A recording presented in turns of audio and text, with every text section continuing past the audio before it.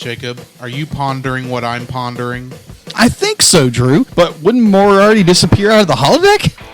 I think the only thing holographic is your brain.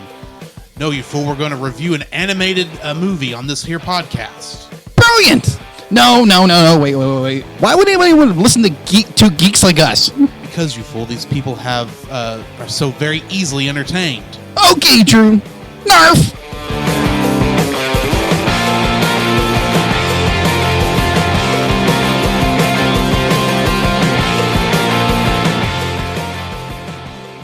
Hello and welcome to another episode of The Cellcast.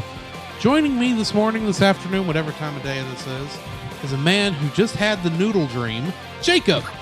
Why, thank you. Like you introduce our co-host, a man who just needed a different motivation to become the Dragon Warrior. Welcome, Drew. How are you doing today, Jacob? Man, I am doing, not to use an older term, swell. How about you? You're doing swell? Swell. Not swell, but swell. Apparently, okay. I don't know. Oh, I'm doing good. It's been an interesting week. Yes. But nothing too crazy. So what have you been watching?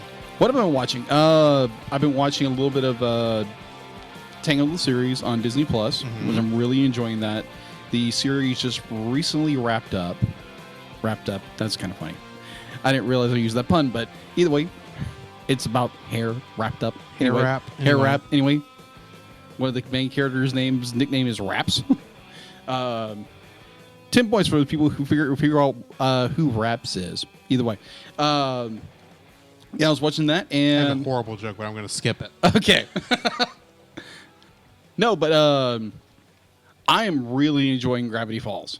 Like, took you long enough. Yeah, I'm very slow at getting into series. But I can watch a movie, but when it comes to series, it takes me like forever and a day to actually get into them. Yeah. But I get through season 1, you get to that massive cliffhanger. So you finished season 1. Yes, I finished season 1. I knew once you got past the introduction of Gideon, you'd get to all the good stuff. Yes, and I was like, what's going on? You get to who Bill Cipher is. We don't know who he is yet, but obviously in season 2, I will get there eventually. And I know you're saying a word. I know you're waiting with bated breath to talk about that. We'll get to that eventually.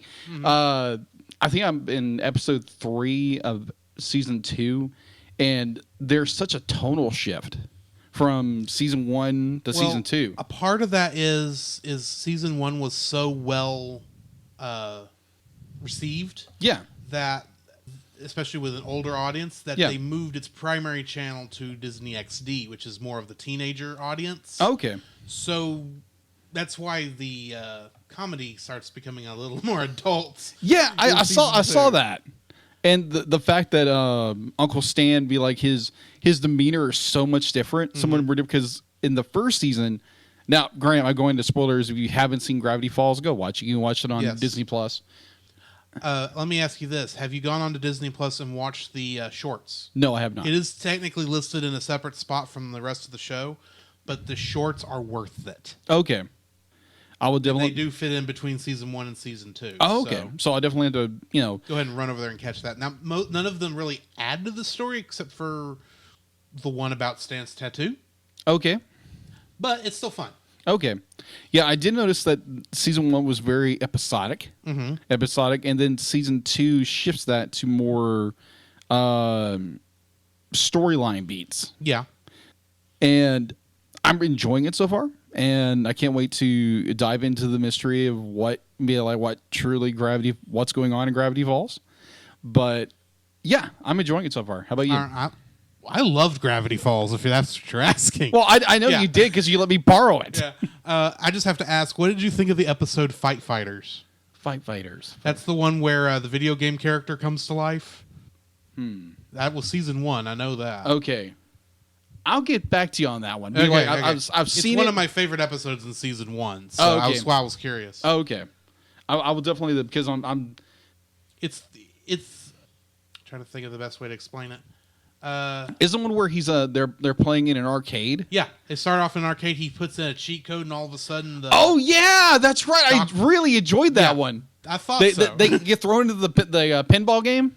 No. That was a different one. Oh, okay. Oh, that's a good one too. Yeah, that is a good one. No, this one. They're in an arcade.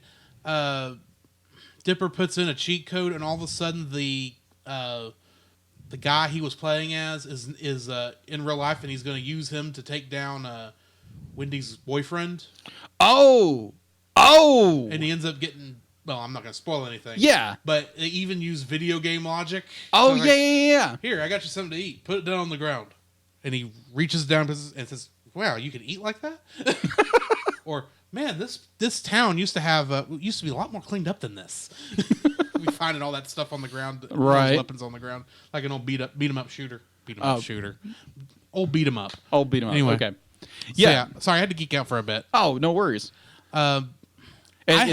And I want to say, thank you for being so gracious with patient actually with me getting through this. It's been almost a year. Almost been a year. But yeah, I'm getting through it. I'm enjoying it, and I can't wait to like I said before, just discovering what is really going on. I'm almost curious as Dipper is. Good. Okay, so that's what I've been watching. How about you? I'll admit I have not been watching a whole lot. Shock. I have been watching Picard. Okay. And I've seen the last episode comes out tomorrow, and okay. I might be a little late. I'm enjoying the snot out of that show, and this last week's episode was freaking amazing. Okay. It hit a lot of nostalgia for me, and it had a lot of connection to TNG. Okay. To the nth degree, and that is a Star Trek reference for those who get it. Okay. But yeah, I've been watching that, and that's pretty much all I've watched. Got a chance to watch this week besides all the movies that we've been watching. So, but yeah, anyway, that's what I've been watching. All right. That's not a whole lot. What do we got in the news? Oh, we have plenty. We don't have a lot of news, but there's plenty of news. So this week in the news, apparently last week at the cartoon movie event in France, Finland's leading animation studio, Anna Videra, I'm probably butchering that. Apparently, they are releasing a upcoming animation feature, Flick. However, I want to pronounce Fleek. Thank you. I'm just guessing because I have heard the term of something being on fleek.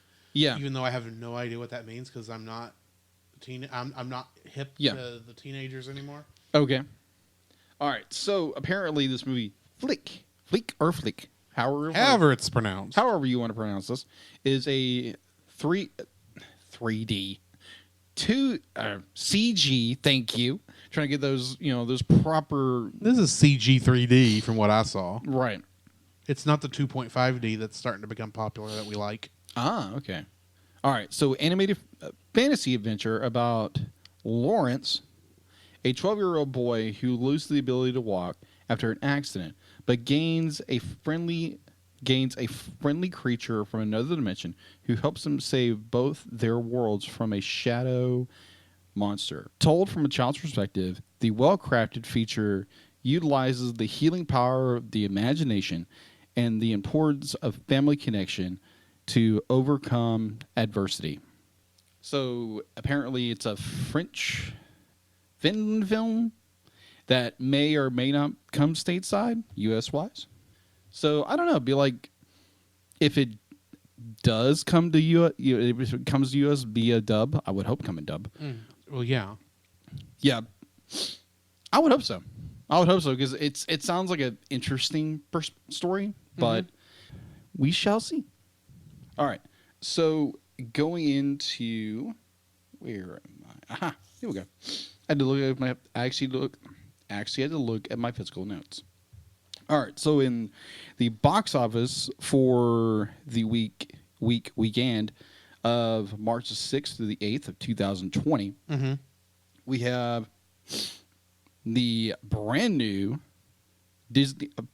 Pixar Disney Onward, which is at number 1 currently, and it's currently at number 1 with $6.1 million, followed by The Invisible Man. I didn't go see it, so I don't know. Bill, I have no plan because there again, I don't like horror films. All right.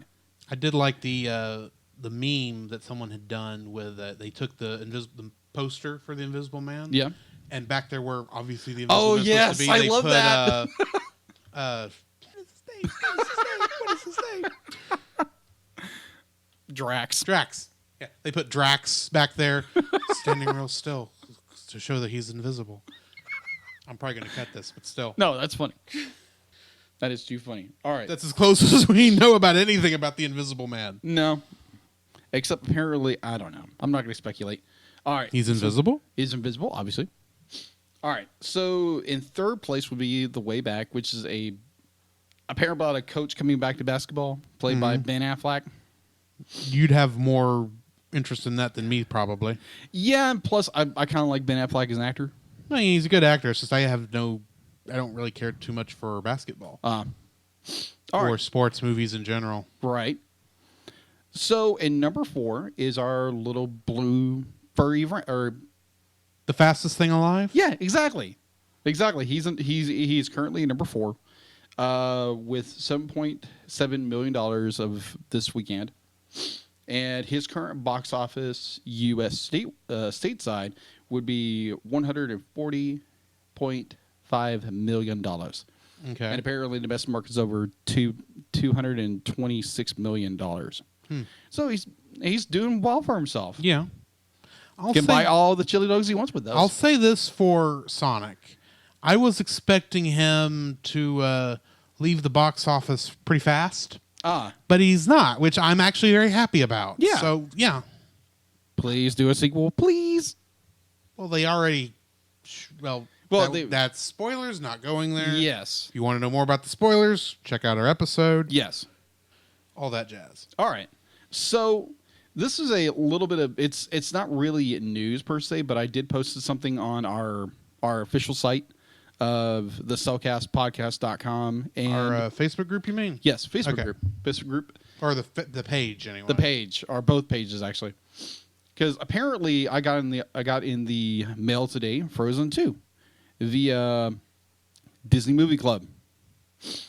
And apparently it didn't cost me a thing. Good. For some reason, I don't know why. But I'm very thankful for it. There's only one bad thing about it. What's that? You can't go into the unknown with Yeah, it, that is 'cause true. You've already seen it. Yes, I know. All right. Sorry, that was a poor joke. I know. All right. So I posted this on my Facebook, my personal Facebook, which is Jacob B. Heron on Facebook, and our other 2 Facebook pages. Found this in the mailbox this evening via Disney Movie Club, which is a picture of Frozen 2 on 4K Ultra HD, which be like, I have none of that right now. All is Blu-ray, which there's nothing wrong with that. All right. So I posted the question of what is your opinion of Frozen 2? What is your favorite song from Frozen 2? And did it surpass its predecessor? And so I got quite a few responses. Okay. So here are a few of them. All right. Carly writes, I watched it today with my niece, and it was really good. I liked it. From Terry, loved it better than the first. Aaron replies, I think it's better than the first.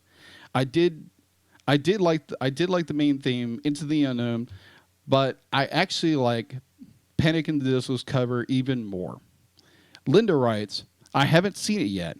Keep promising my granddaughter we're going to watch it soon. So, yeah. So, question I might point your general direction, Drew. Okay. What is your opinion on Frozen, or like I posted here? Do you think, what is your opinion of, did it surpass its predecessor?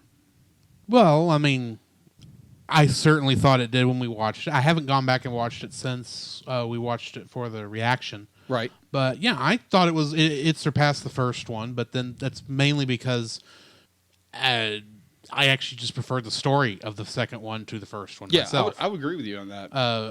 Don't get me wrong. The first one's good. It's just I just did not buy into the hoopla at the time.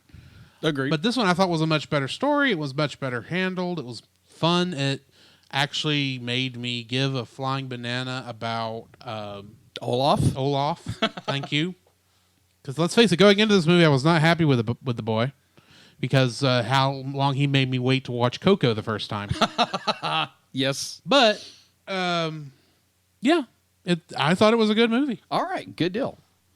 All right, good. So I don't really have a favorite song though. Oh, okay. If anything, Into the Unknown, just because it's a fun song. Yeah, I agree. And I liked The Rock in it, so yeah.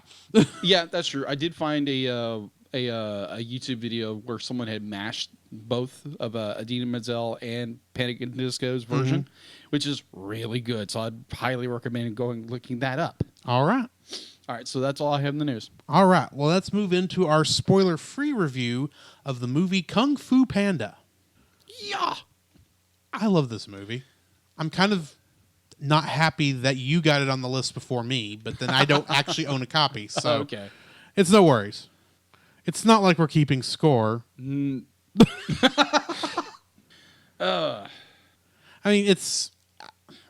it's a fun family movie. It's actually a very good kung fu movie. Yes. It's got a great cast. It's definitely for kids or for families. And Jack Black does a great job. I mean, I really can't say much more about this movie until we get into the spoiler section. All right. What are your thoughts? I enjoyed it. Did you watch this in theaters? I don't remember. Oh, okay. I know I saw the second one while it was in theaters, but I saw it in a drive-in. I'm fairly certain I must have watched this in a theater because this would have been around the time where I was making special trips into Tyler because I could. Okay. When this came out, because this is around the same time as How to Train Your Dragon was. Yeah. And I remember this movie and Dragon being the first time I went to see a DreamWorks movie and go a DreamWorks animated movie and going, they can actually tell a good deep story. Because in my defense, right, Shrek's not deep. No, it's not. It's funny, don't get me wrong. It's not deep. And none of the other stuff they had put out really got my piqued my interest until Kung Fu Panda, which really only kind of sort of did, and How to Train Your Dragon. And I enjoyed both of these movies. It was fun. Okay. Both of those movies, I should say. But yeah, I love this movie. Okay. Yeah, I didn't get the privilege of watching it in theaters, but I do remember at the time I was working with youth ministry at our church, and all I kept hearing was Kung Fu Panda this, Kung Fu Panda that, and like heck, there was a party that I went to that was Kung Fu Panda related, yeah, or themed, what have you, which those were always fun, parties that are that have very interesting themes or fun or what have you. But either way, so I finally got around to watching it, and I really enjoyed this film. Really enjoyed it. It's a lot of fun. It's got a tremendous heart behind it. Yeah. Tremendous heart. I've never been a huge Jack Black fan. Never have. Honestly, I can understand this, but he does do a good job when he does do a good job. Oh yeah, absolutely. It's kind of weird, but you know what I mean. Yeah, it's understandable. Enjoyed the film. Lots of laughs. Definitely, if you're enjoy Jack Black's humor. The caliber of stars they got in this film is nuts. Oh yeah. Like, okay, just list off everybody. It's just like I will here in a minute. Yes, you will. But funny, tremendously hilarious in a lot of ways, and a joy to watch. It's definitely family friendly, and I think any kid or adult it is a tremendously funny and amazing film that people do enjoy. If you haven't watched it, go watch it. Was this your first viewing? No, I've had the film for a couple of years. Okay. I watched it a couple of years ago, and I enjoyed it. And oddly enough, I went to, because where we go to church, I'm part of the tech crew. And every year, our music minister gives out cards which has gift cards in them. And so I got... Must be a tech crew thing. Yeah, it's a tech crew thing. Okay. And so that one year, I got Best Buy cards. I was like, ooh, what can I buy with this? And so I went to Best Buy one day and I found it had Kung Fu Panda 1 and 2 on Blu-ray. and just enough on that card. It's like I buy it. So I bought both of them. I have not watched Kung Fu Panda 3 yet. Of this recording, I have not watched it, nor of any of its supplemental material. Really, you only have to watch the movies, much like How to Train Your Dragon, where it had a TV show. That while the TV show is not canon, it doesn't really affect anything. I agree. But yeah, I love this film. Love it. It's a lot of fun. And yeah, definitely recommend it. All right. So I guess we'll move into our spoiler-filled section for the movie Kung Fu Panda. Wah! The following is a spoiler-filled review for the movie Kung Fu Panda. Listener discretion is advised. Kung Fu Panda was directed by Mark Osborne and John Stevenson. Mark directed the movie The Little Prince that came out on Netflix a couple years ago. And he was also the director of the live-action sequences in both SpongeBob SquarePants the show and the first movie.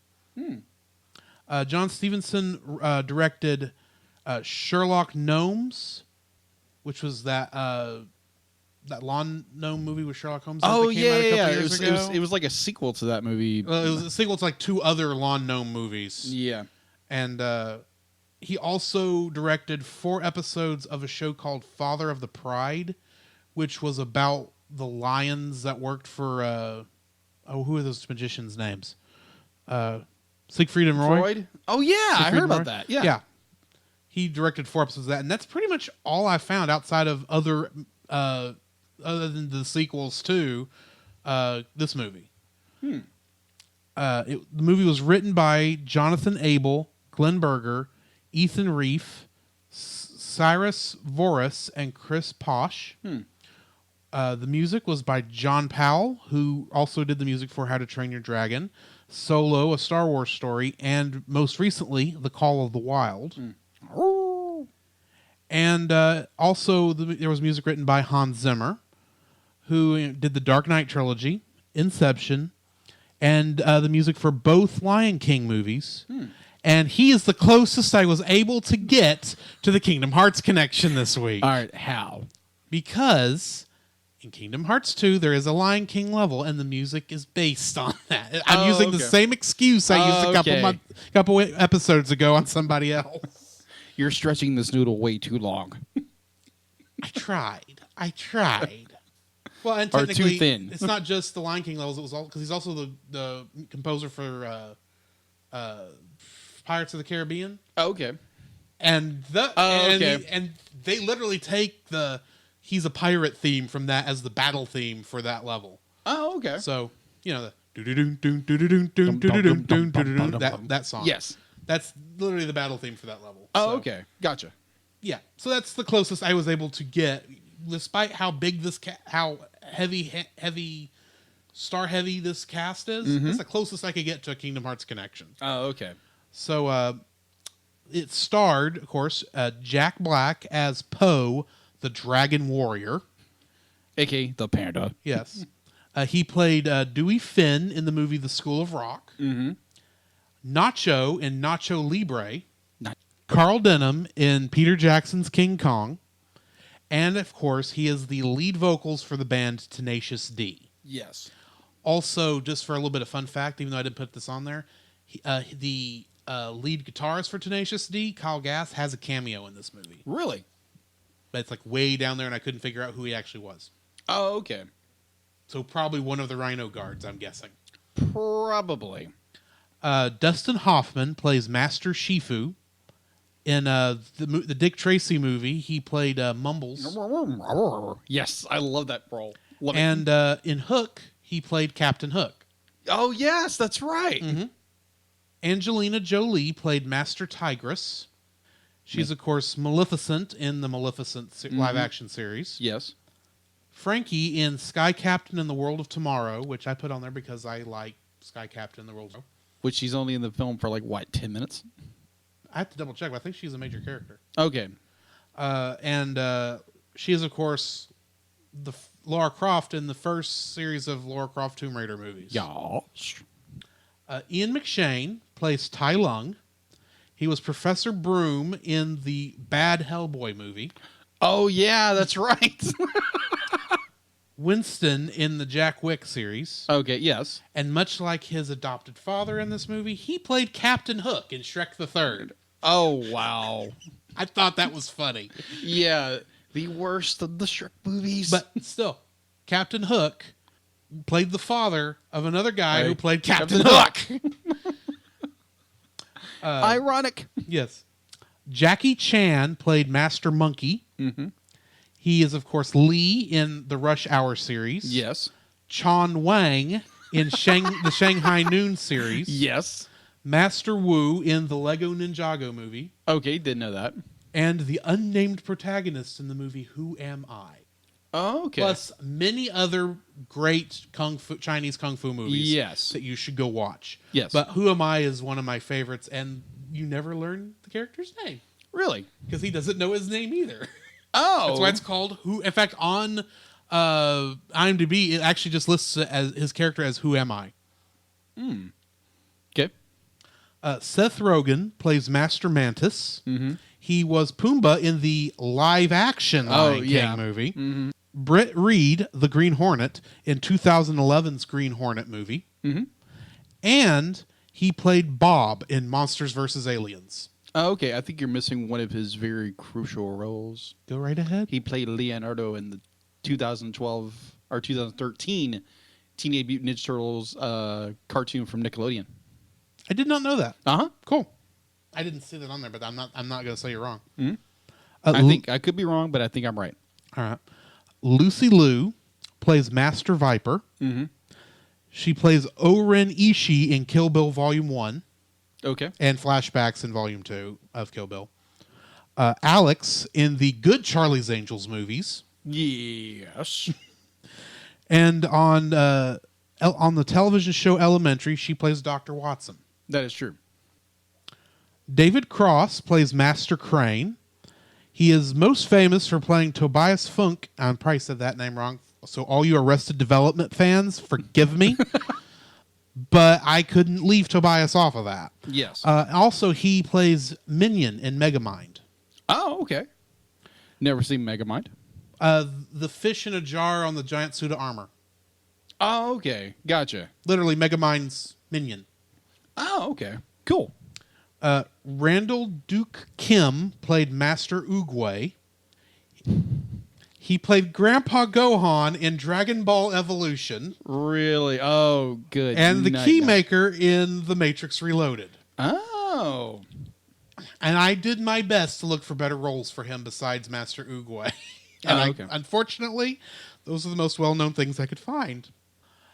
James Hong played Mr. Ping, Poe's dad. Oh, yeah.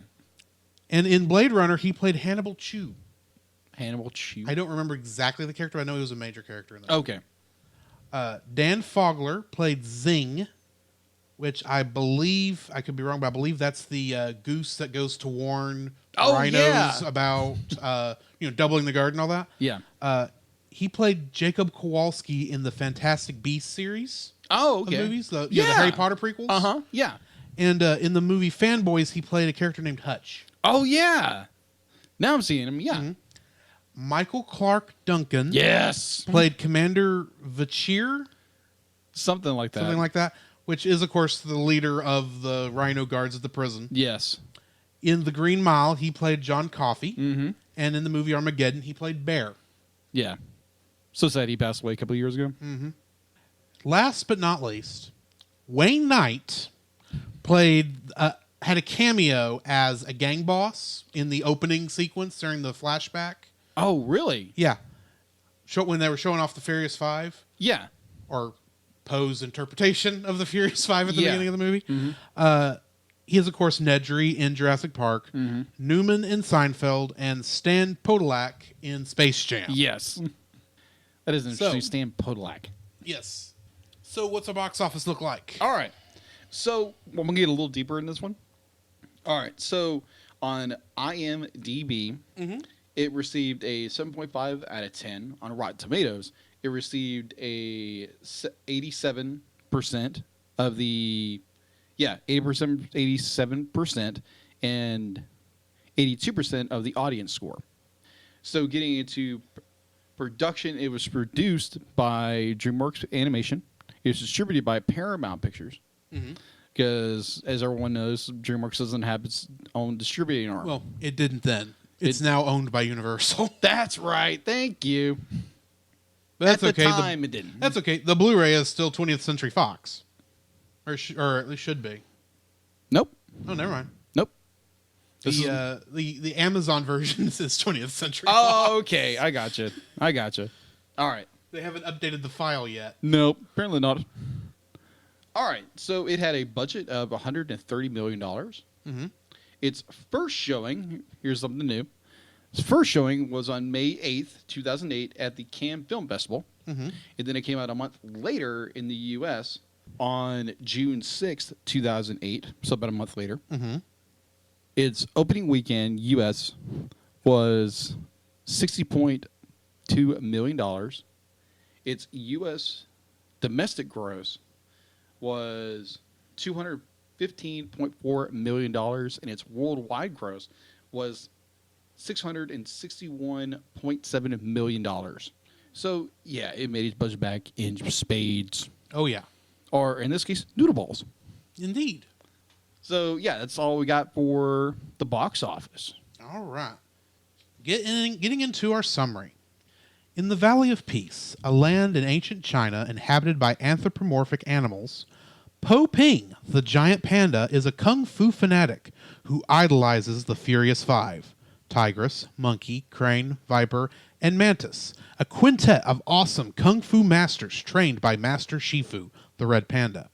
I find that interesting. I didn't realize he was a red panda. I didn't either.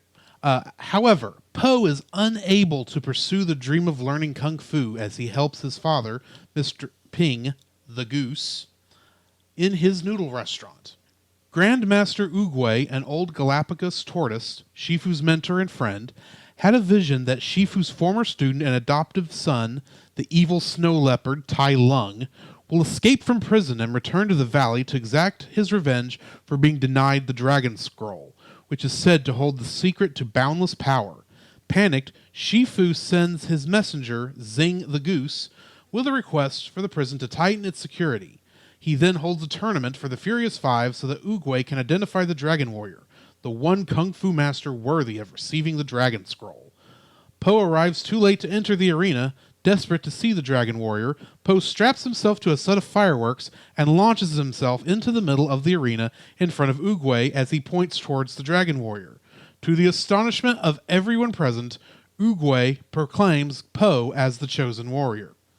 Unwilling to accept Oogway's decision and believing it to be an accident, Shifu tries to dispose of Po with a harsh training regime. The Furious Five berate Po as an enthusiast with no potential in martial arts.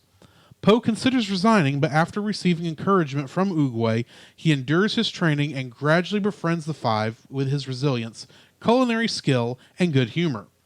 One night, when Po talks about Shifu's treatment toward him, Tigress tells the story of how Shifu raised Tai Lung since finding him as a cub, and trained him in kung fu.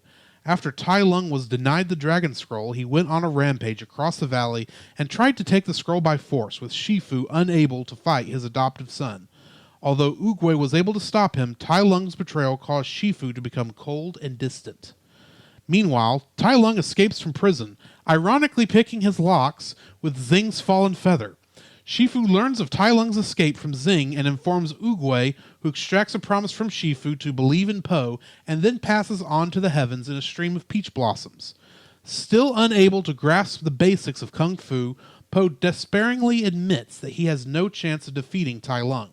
Overhearing this, the Five leave to stop Tai Lung themselves.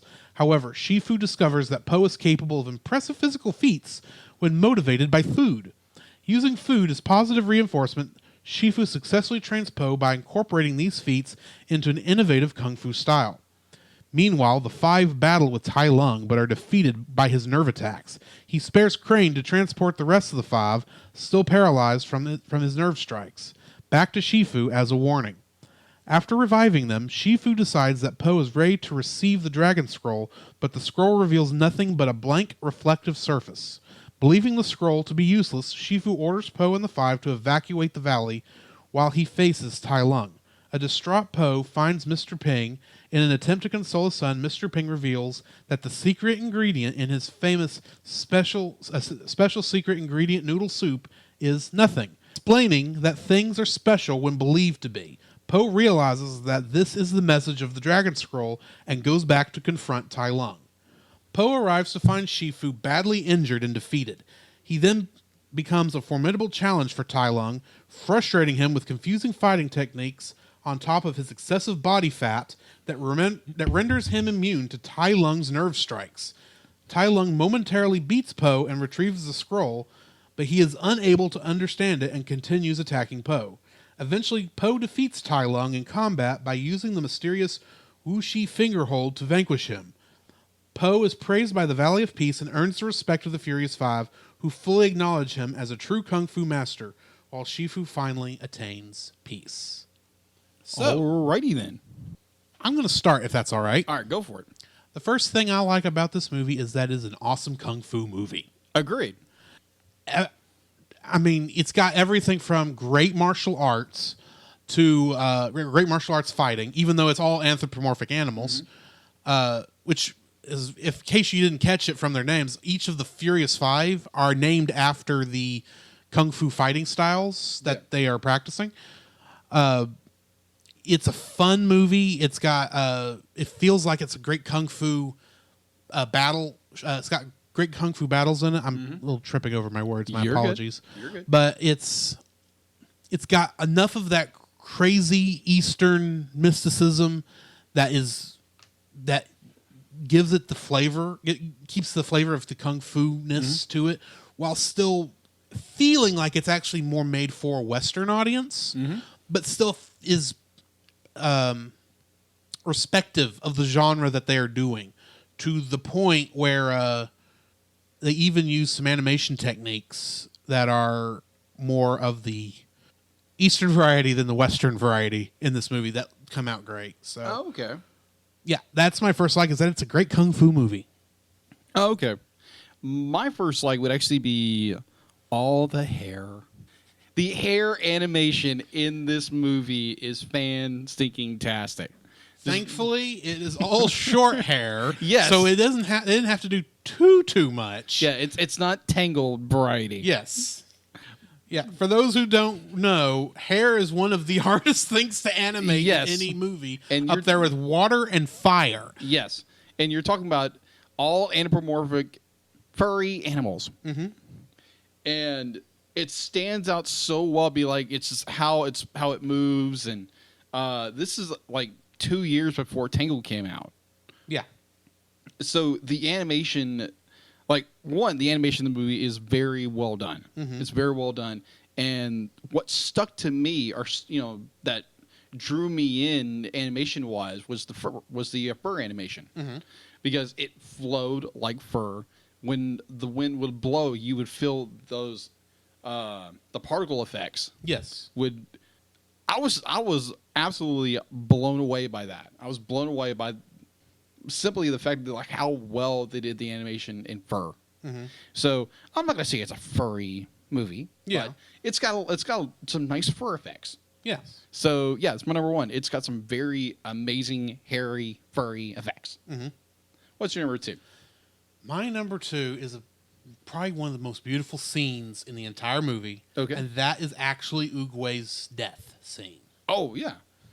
It's you can kind of tell something is happening up to that point, because he's making sure that Shifu's understanding what he's saying about why Po is the Dragon Warrior, even if he doesn't understand it, why he needs to stick with it. Yeah. And that shot, because I mean, there's a reason why this shot has become a meme in and unto itself, where he looks up and says, "My time has come." It's because it's an amazing shot, for one thing. And that entire sequence where you finally get the 180 that Shifu needs to do because of this death, it makes perfect sense, even though it kind of comes semi out of nowhere. Yeah. But it does make sense when you realize how much of a friend Oogway and Shifu are. Yeah. How good friends they are. And the fact that he made a promise that even though he doesn't understand why Oogway made that decision, he's going to honor it. Yeah. But the entire shot of him disappearing into the flow of the cherry blossoms is just so stinking beautiful. It's a great way to handle a death scene without being visually, without actually being having the character die, which is ironic considering it's the end of the movie where we think Shifu's dead, but he's not. No, he's not. He's in a lot of pain. Yes. So what's your number 2? All right. So my number 2 is the underdog journey. Mm-hmm. The fact that we have a very energetic panda bear named Poe, who is the unexpected hero. The unexpected hero that he's a noodle vendor, and his father is like, he wants him to. He was a crane, or what is? He's a goose. He's a goose. That's it. He's a goose. Well, I mean, technically, he's noodle folk. Yeah, he's noodle folk, and it'd be like, this is a character who rises from obscurity, just being a noodle vendor, to being the dragon warrior, and everybody looking at him, looking down upon him. The fact that, like, yeah, he's a big fat panda. Yeah, and he knows very little to none of kung fu, and he's a big fanboy, just like a lot of us would be. It's like if we met our idols, we'd just be like starstruck and like, oh. And acting stupid. Exactly, kind of like Poe does. Mm-hmm. And that everybody kind of looks down upon him, be like, there's no way this guy be the dragon warrior. He can't be. But it's looking at the fact that we all learn differently. We all have these different motivations that drive us forward. That we all learn differently. We all learn differently, and I found that very interesting with someone who's I'm very much a visual person. Yeah, obviously because I draw a lot, and that for me to learn sometimes, be like, I've got to listen to it and see it at the same time. Yeah, instead of be like, oh, give me a book and be like, I have to read it. That doesn't really work for me. So we all learn differently, and so with Poe, it was more what's one of his driving forces? Food. And it just took for Shifu to understand, to have that experience of Poe going after the cookies. And it's so amazing to see that this transformation from the guy who's just the fanboy who doesn't seem to have the talent, but when he's given the motivation, he is incredible. Yeah. And when Shifu exploits that in a way to motivate Poe to his full potential, it's absolutely an amazing transformation to the fact that that he is the dragon master. The fact that he realized there isn't nothing special. It's just you. Yeah. And it's your abilities, your talents, and the way you learn, the talent you have, and sometimes that kind of hit me in a way that I have a hard time just looking down upon myself, to be like, oh, you're nothing, and blah blah blah. Struggle with self-doubt and all those all that jazz. That I kind of be like, I watched that and it's like, wow, this would be like the talent I have and the talents, the abilities I have, and be like, it was really not motivating, but it was very encouraging in a way. That it takes those. It's not what everyone says about you. It's what people see in you. What people see in you, and the encouragement, and knowing that you're more than it seems. Okay. You're more than it seems. And I was kind of encouraged by that. So what is your number? My number 3 is the climax. Yes. The battle at the end of the movie between Poe and Tai Lung. Well, let's talk about Tai Lung real quick, because I also like the fight between him and the Furious Five on the bridge. Oh, yeah. Especially since we get the greatest meme line in all of meme history. Finally, a worthy opponent. Our battle will be legendary. I love that. But then you get into the actual fight between him and Poe. Yeah. And you can tell he's like, this is the Dragon Warrior? Really? The guy who lost his breath climbing the stairs? surely not. And Poe is actually able to go toe to toe with this guy. Yeah. A guy that beat the Furious Five. Uh-huh. And the fact that, it's like you said, the key to being the Dragon Warrior is not about knowledge you don't have. It's about using the knowledge you do have. Yeah. And your own personal experiences. And that's what makes him the Dragon Warrior, because he knows all this stuff. He knows he's different from everyone else, I guess is what I'm trying to say. Yeah. But that whole battle where, and finally he gets, Tai Lung gets the scroll. And he just looks at it like... Because what's great, since we already know what's on the scroll, it's like, are you kind of just keep trying to wear him out? So that's why you're dangling the scroll in front of him, because you know there's nothing on the scroll. Yeah. Except this reflective surface, and he's not going to get it, probably, because this is not how he's trained. Yeah, he's imagined it like would anyone be. else. He's not expecting just a reflective surface. He's expecting arcane Chinese symbols and all this other stuff that will give him unlimited power. But it's he knows he's not going to get it, but Poe is able to understand, since he understands what it is. He's actually able to use that knowledge. Yeah. In a way that Tai Lung never will understand it. Mm-hmm. And even and let's face it, that moment where that way that battle ends with the Wushu finger hold, which is funny, because the first time Shifu does it's like, oh no, please, I want to keep my arm. And to the very end when he's doing it on time, says, oh no, the Wushu finger hold. He says, I can't believe Shifu taught you this. Says, oh, he didn't teach me this. I figured it out on my own. Skadoosh. Wow. It's like, a part of me doesn't like that, I'll admit. Yeah.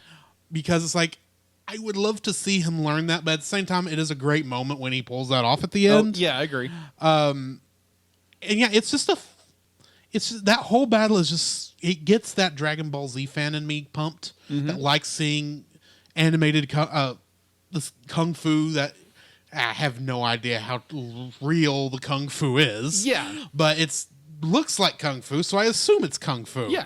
I'm just waiting for him to do a Kamehameha, and we'll just all be in the clear. But, of course, he doesn't do that. That closest he gets is the Wushu finger hold. But it's just, that whole battle is so well choreographed, so well done. It goes on for a good 10, 15 minutes. Oh, yeah. And at no point are you tired of it. No, you're not. Which is a pretty decent achievement. It's very energetic. It's a very decent achievement for any fight scene. Oh, yeah. To go on that long, a battle between two warriors, and it not feel like it's dragging after a while. Because usually you're pretty much done after about 6 or 7 minutes, and this is like the last 15 minutes of the movie. Very true. So, yeah. That's my number 3. What's your number 3? My number 3 would be that ending. That ending be like, you described it perfectly in the way that be like, it's two foes. One, basically the premier master of Kung Fu. Yeah. Versus Poe the Panda, who just knows a little bit of Kung Fu, and it's just confidence in his own self, confidence in his own ability. And it's perfectly choreographed. It's beautifully animated. The way in which Poe fights is so incredibly well done.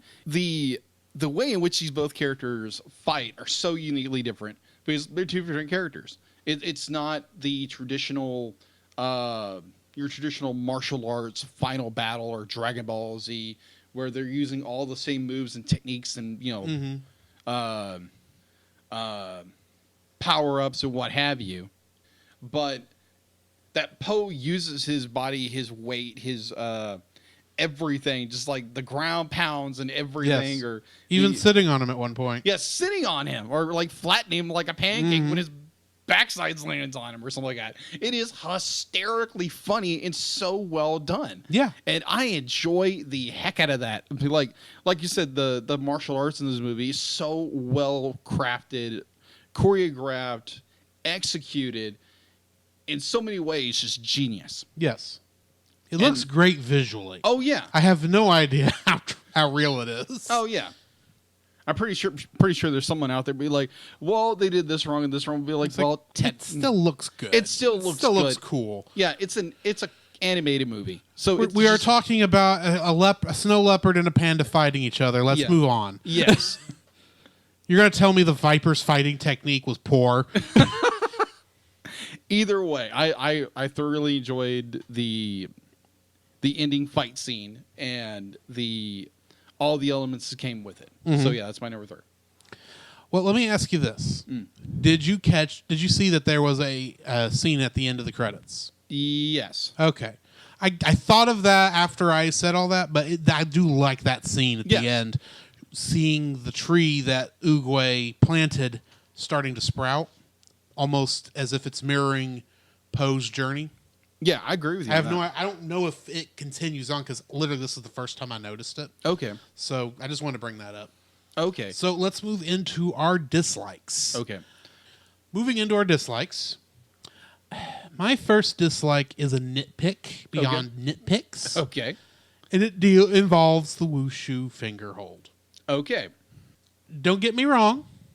I like how we get to see it. Yes. It's very well done and choreographed. We never have any inclination that Poe is learning it. No. Admittedly, we don't really have time to see that in the training montage. Right. But it would have been nice to at least know that maybe he was practicing it, but hadn't gotten it down. That would have led to that scene's...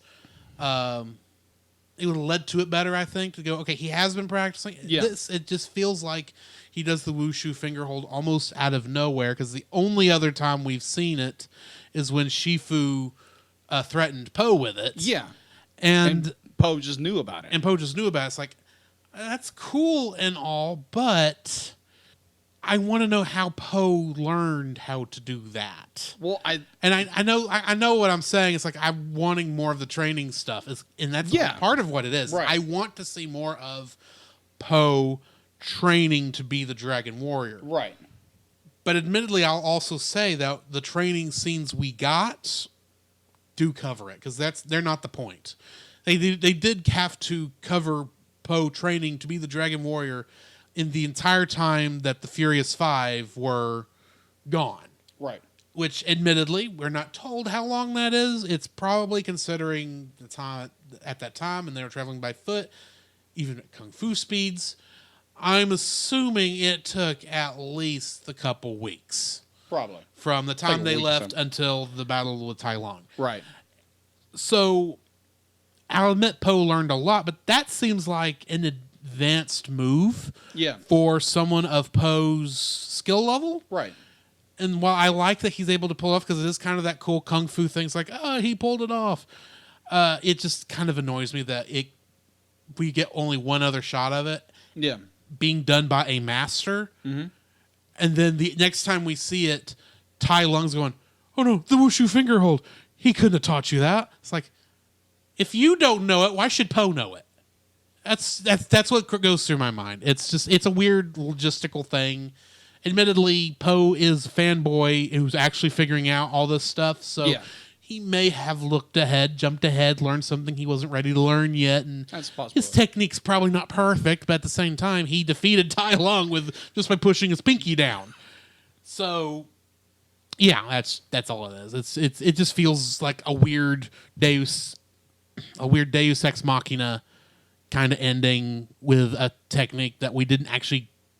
It's the first time we actually get to see the technique completed.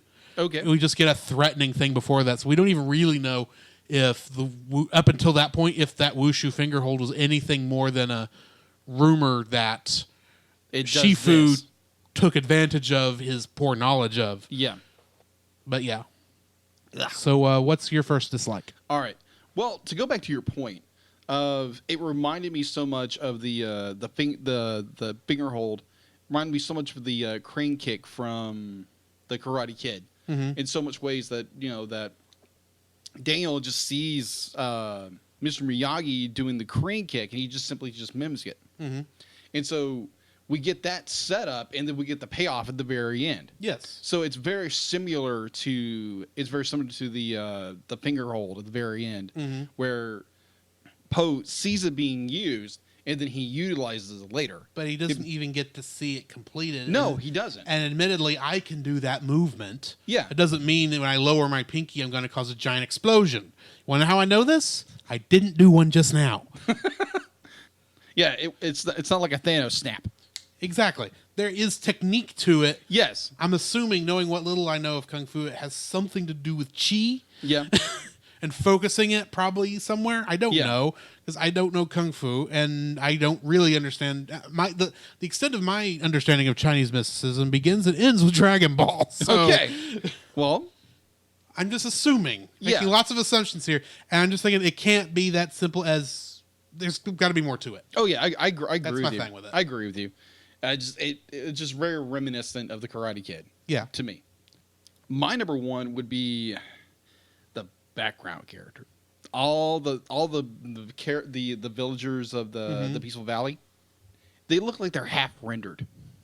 But like they're all they're not grayscale, but they're all like muted tones, and they're just kind of in the background. They're animated, but they're not animated.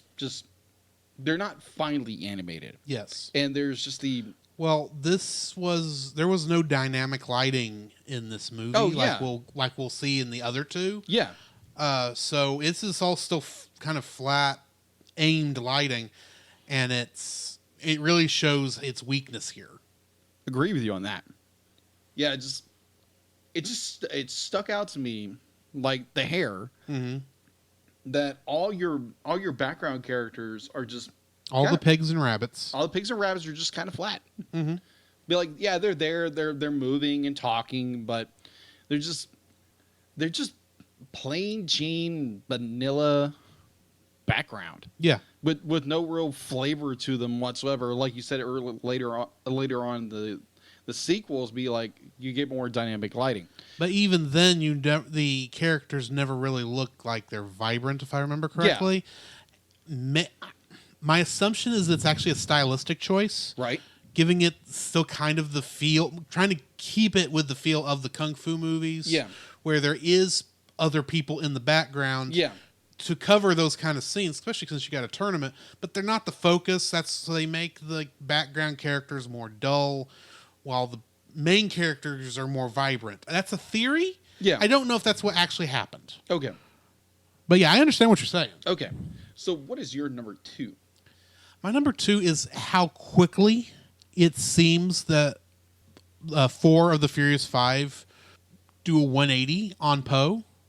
Because up until the scene, really, it's up until the scene where he serves them the secret ingredient noodle soup. Yeah, I agree with you on that. They all hate him.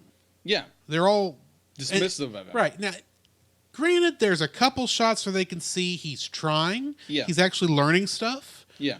So they're starting to accept him, but it does feel like, with the exception of Tigress, of course, when you hit that scene, all of a sudden, all of the other 4, Monkey, Viper, Mantis, and Crane, are all on Poe's side. They accept him as one of their own. Tigress doesn't, because Tigress, well, it's just not Tigress's character to accept someone that fast. Right. And she still feels like she was robbed of the Dragon Warrior title. Because she was the one that Poe landed in front of. Yeah, that's true. She kind of... So she feels like... She got robbed. She feels like she got robbed. So I understand that. Her character makes perfect sense. But the other 4, it's like... They jump on his side just instantly after the noodle scene. I wouldn't even say in the beginning that they... like, for instance, when he accidentally walks into Crane's room... Yeah. Accidentally... They feel awkward. They don't really want him there, but they see he means well. Yeah, because even he says when Crane says you don't belong here, and Poe says, "Yeah, I'm horrible. There's no way I'm with the Dragon Warrior." All this stuff says, "No, you're in the wrong room." Yeah, this is my room. This is my room. It's like, oh, okay. Yeah. And so when of course, he gets the other scene. A couple minutes later, he runs into Tigress, and she says, "You don't belong here." He says, "Yeah, no, this is actually no. You don't belong here with us. You are not one of us." Mm-hmm. You get that scene where at least it feels like they're confused, but they're not. They're kind of on his side, but they're kind of not. But it still feels like you get to that scene where they're at the noodle, where they're eating the noodle soup, and it's like complete 180. They're on his side, and that annoys me to see that bit of like, so quick a switch. And I'll admit this is a bit of a nitpick because I didn't really notice it while I was watching the movie. Only kind of thinking about it now is where it's coming to mind. So yeah, that's my number 2. What's yours?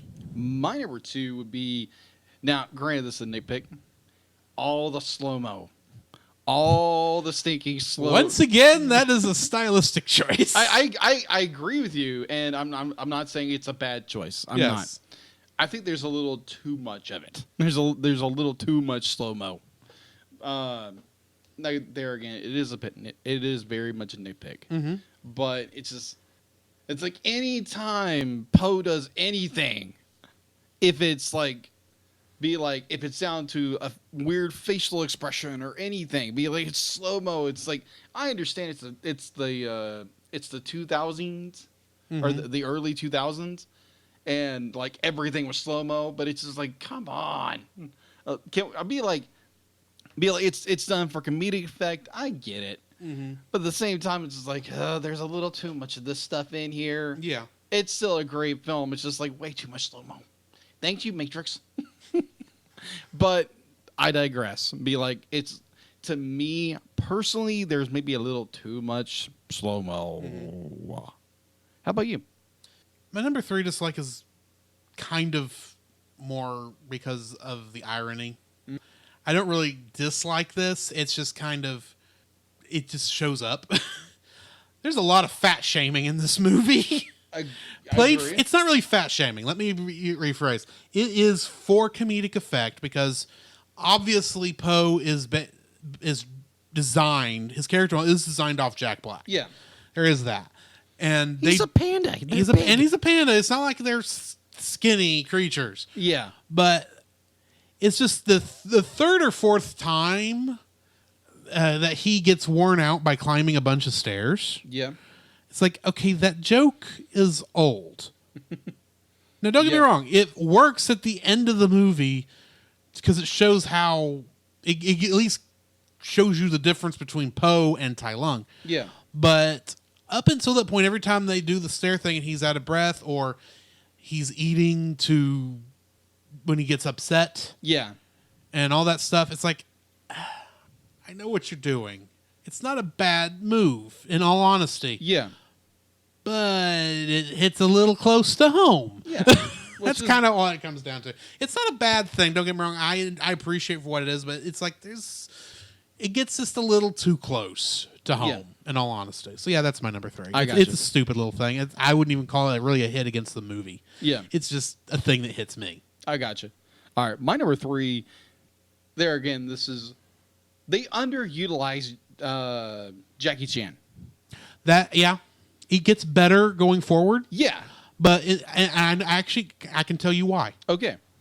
Jackie Chan was the last one cast for this movie to the point where they had already were going to pretend they were going to act like Monkey was a silent character. Okay. Until they decided to cast Jackie Chan in that role. That makes sense. So they had to add lines back in for him, and you can't really mess with the script too much once you've started animating. Yeah. Because they had started animating. Yeah. So yeah, that's why. That does make sense. It stinks, but that's why. Yeah, it's just like it's Jackie Chan. You're in a kung fu movie and you barely use him. Hey, it could be worse. Yeah, it could. They could have They could have put Jet Li in here and also underutilized him. That is true. That is so true.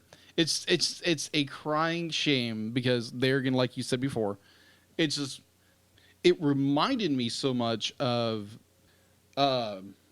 Olaf from Frozen 2 because they had originally just designed Olaf as just the snowman who's supposed to be funny.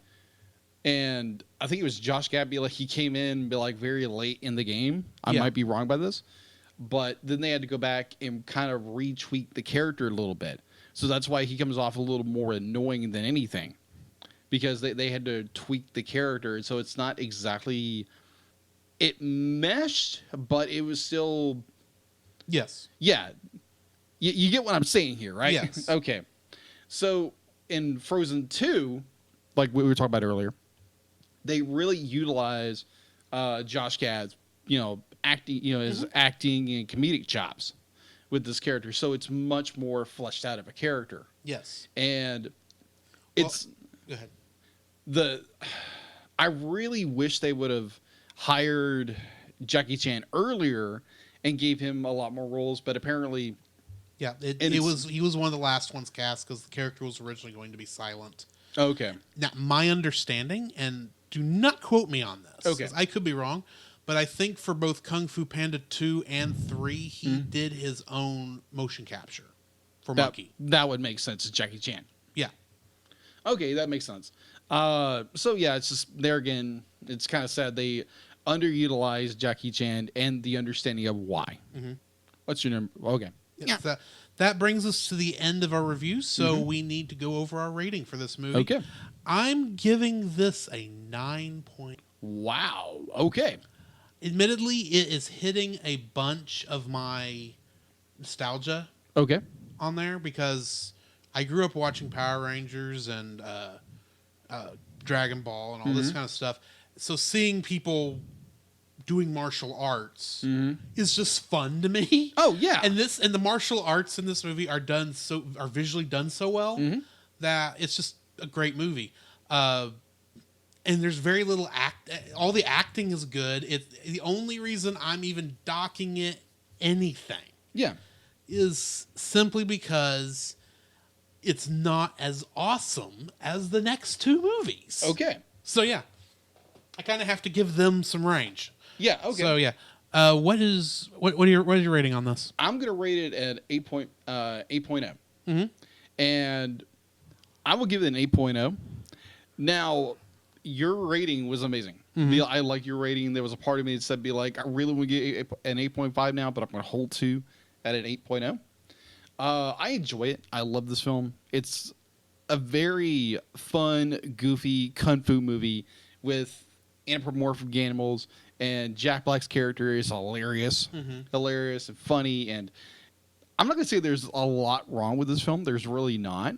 It's got maybe a few animation errors here and there, and I don't like a lot of the almost stagnant background characters. It's beautifully animated in like so many ways, down to its fur texture and movement, like I pointed out earlier, beautiful beyond belief.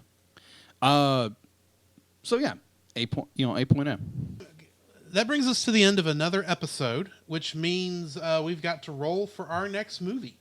So, previously we had knocked a movie off. Kung Fu Panda actually it had grown to 3 spots. So we actually got to add 3 movies onto the list. So just so everyone's aware, sitting at number 1, we have the Muppet movie. Jacob, what is your pick for number 2? All right. My number 2 would be the Lego Batman movie. All right. All right. Now, you also have spot number 3. Okay. So I'm going to throw a ringer in there. The Swan of Princess. Interesting choice. Yes. How about you? Well, at number 4, you also have Aladdin. Rock on. At number 5, I have The Good Dinosaur. It is at 6. It's been on the list 6 times now, which means whatever we pick, if we don't roll Good Dinosaur, next time it grows. Okay. So we got Good Dinosaur at number 5, and it's sitting at number 6. Monsters vs. Aliens. Okay. I just want to throw a good fun movie in there. Okay. So, since this was your movie, I get to roll. Well, we don't have to worry about The Good Dinosaur growing because we just rolled number 5, The Good Dinosaur. All right, excellent. Movie I have not seen. Can't wait to watch it. So, look forward to that next week. All right. Come, Jacob. We must prepare for next week. Prepare for what, Drew? The same thing we do every week, Jacob. Record a podcast! Oh, boy! So where can they find you, Jacob? They can find me on Facebook at Jacob B. Heron and Jacob's Daily Art Corner, my personal art Facebook page. On Twitter at Jacob B. Heron. On Instagram at Jacob B. Heron. And on Letterboxd at Jacob Heron. Where can they find you, Drew? You can find me on Facebook at Drew Dodgen. You can also find my Facebook page at Drew's Photo Bin, where I upload my photography. You can also follow me on Letterboxd at ggeorge759 and Twitter at ggeorge759. Where can they find us, Jacob? You can also visit our website, thecellcast.podbean.com, where you will find every episode we released and links to listen to it on Apple Podcasts, Google Play, and Stitcher. Our RSS feed, if we aren't in your favorite podcast app directory, please share, review, and subscribe to us there and share us with your friends. You will also find a link to our Facebook group, the Double Feature Podcast Community, where we talk about both animated and live-action movies. We share this with our other podcasts, which we do with Jacob's brother Jim, at the Movie of the Week podcast, where we talk about live-action movies. You can also email us at thecellcastpodcast@gmail.com. Also, please like our page on Facebook. We try to post about upcoming movies. If you comment on that movie's post before we record, we'll read your comments in the episode. And remember, every time we say The Cellcast, that is with a single L.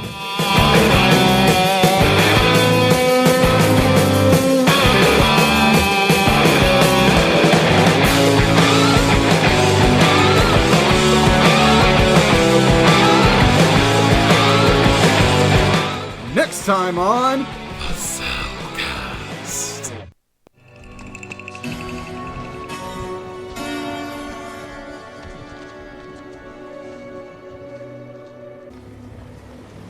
So, how far did you say that watering hole was? I got a job for you. I'm not really good at jobs. I need you to keep on the dodge and sidle up the loblolly past them hornheads, just hooting and hollering and score off them rustlers. We'll cut dirt and get the bulge on them. What? He just wants you to get on that rock and scream.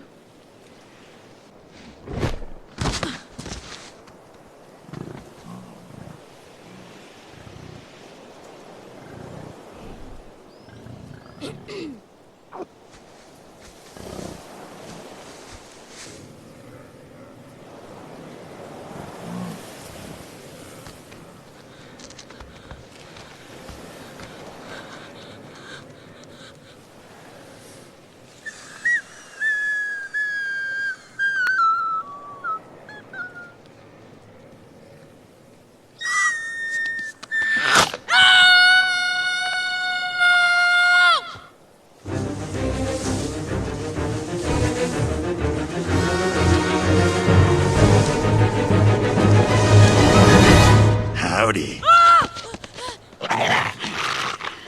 What are you up to, boy? Nothing. Nothing? Oh, what's your name? Arlo. Well, Arlo, you don't look like you're doing nothing. What's he look like he's doing to you, Lurleen? Oh, come on, Bubba. Ask me. Ask me what I think they're doing. Hermes, shut your mouth. Looks like he's trespassing. And what do we do with trespassers? Tell him, Earl. We kill him!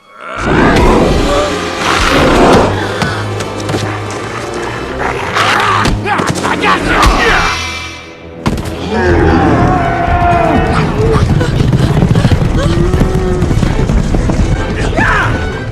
Watch out! Nobody steals our longhorn! Finders keepers!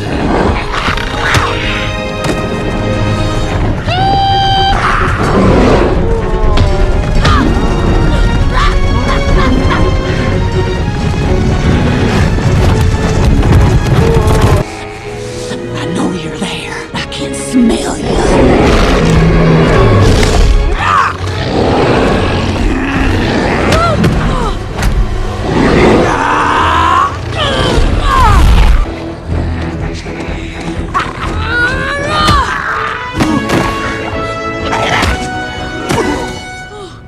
Oh, shoot. That's my favorite too. I'm gonna love ending you.